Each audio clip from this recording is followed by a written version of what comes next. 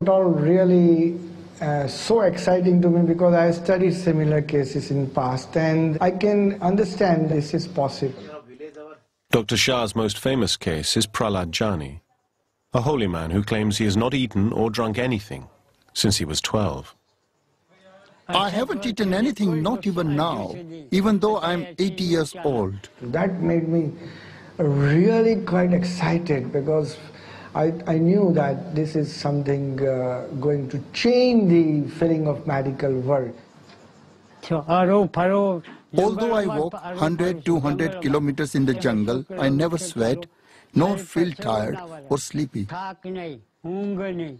I can meditate for 3, 8 or 12 hours or even months. Prahlad Jahni recently spent 10 days in observation, watched and filmed 24 hours a day. Minute to minute, second to second. And he was kept in a cabin which was sealed from outside. The bathroom was sealed. One of my assistants would remain with him all throughout 24 hours in changing duty. Doctors would come throughout the day at different time which was not be told to him. And we make sure that nothing can go wrong, in the sense medical world should know that there was not a single loophole. They took blood samples from me 3 times a day, morning, afternoon and evening. They checked my kidney, brain and put machines all over my body. They were trying to find out which factors made my body work. They put machines inside my body also. He was not given any food or water, and even when he was allowed to take a bath, the quantity of water was measured before and after to make sure nothing was lost. As I said, after 10 days, the parameters were all normal. We studied his hematology, and whatever studies you can think of, we could do it. I will live up to approximately 1,000 to 5,000, maybe even 10,000 years with this kind of body. That there was no food or water given to this man, that he did not pass urine or stool, and even he did not dribble urine. After a few hours the urine would appear, some fluid would appear in the bladder and again it would disappear. It is possible to modify fluid intake so you produce a very small amount of urine each day. And if he is covered with a cloth, the chances are he could urinate and it would evaporate from the ground or soak into the ground without anyone noticing.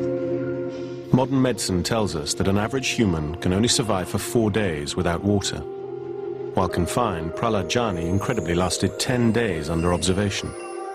Dr. Shah has a theory on how he's managing to survive without food or fluid. He feels the holy man is feeding off the sun. Prahlad Manik used to do solar gazing. He says that you have to go to flat ground and barefooted and just look at the sun.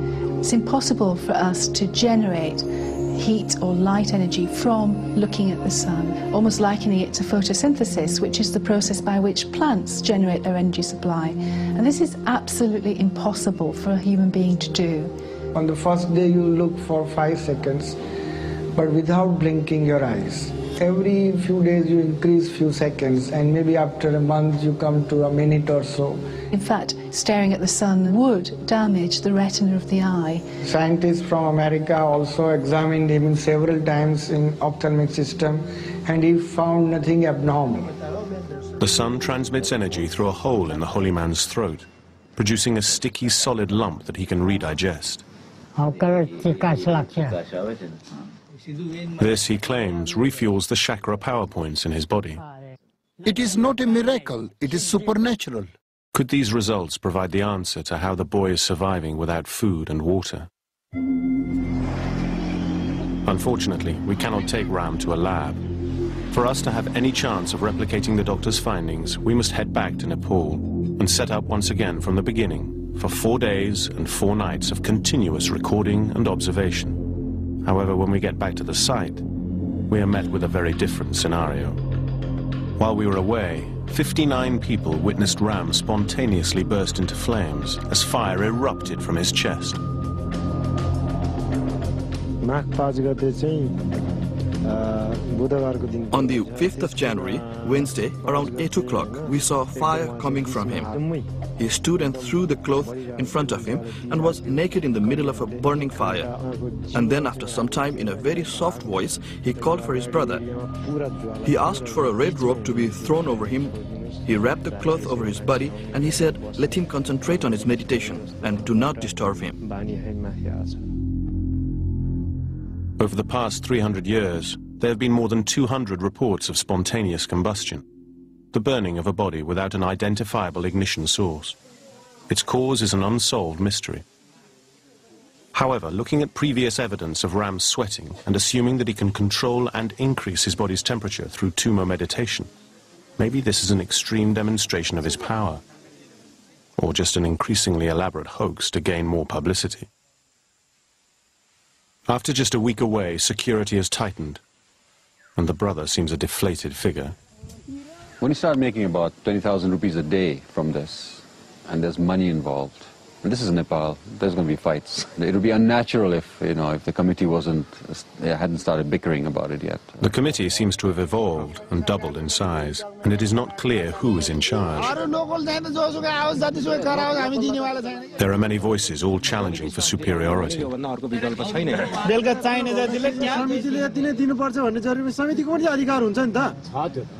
The family probably would feel left out of all this and probably feel like their son's original purpose has been defeated by all this money making, and that is very un-Buddha-like.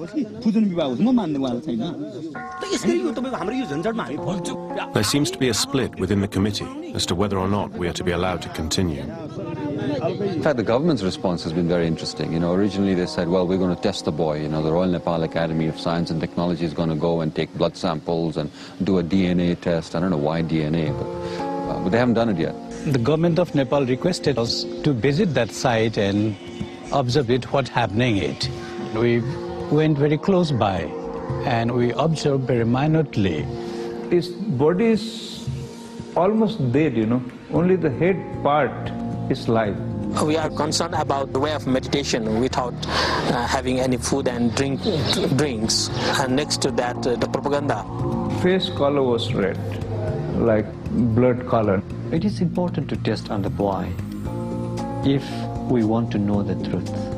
The report sent to the government states that the boy should be left undisturbed to complete his meditation and not to be tested scientifically. Whatever he is doing there, it is his personal right. There's not even been an effort to try to regulate the income or see who's getting what and try to see if it's not being scammed, that people are not being cheated.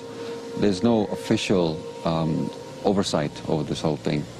So it's happening in this sort of a Wild West kind of jungle setting. Another film crew has also arrived. They have even more difficulty than us and fail to get close to the boy. If you are making documentaries, the people are never knowing if you are acting also on the political parts or just for documentary, and sometimes it also can be very difficult and very dangerous also to shoot here with the camera.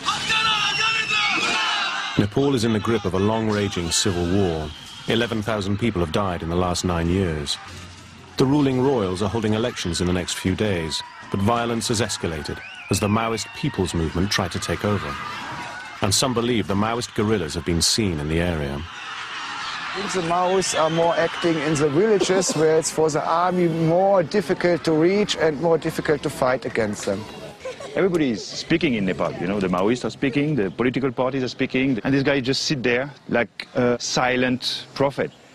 Eventually we are allowed to film, but under close inspection from the committee.